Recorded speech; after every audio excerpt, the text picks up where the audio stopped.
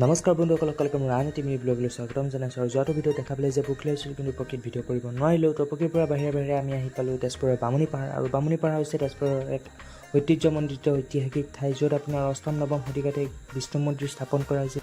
আৰু বিশ্বাস কৰা হৈছিল যে প্ৰায় 1000 বছৰমান পূৰ্বে এক ডাঙৰ ভূমিকম্পৰ ফলতে এই মন্দিৰটো চূৰ্ণ বিচূৰ্ণ হৈ যায় আৰু ইয়াৰ ধ্বংসাৱেশ ইয়াতেই থাকি যায়। আৰু বিভিন্ন ইতিহাস আছে, আপোনালোকে গুগলত চাৰ্চ কৰিলে পাই যাব।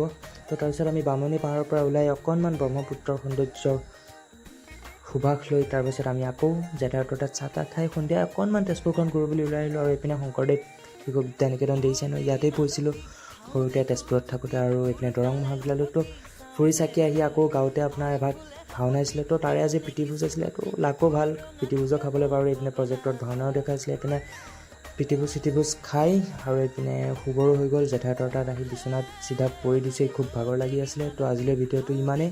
বাই বাই, নেক্সট ভিডিঅ'ত লগ পাম।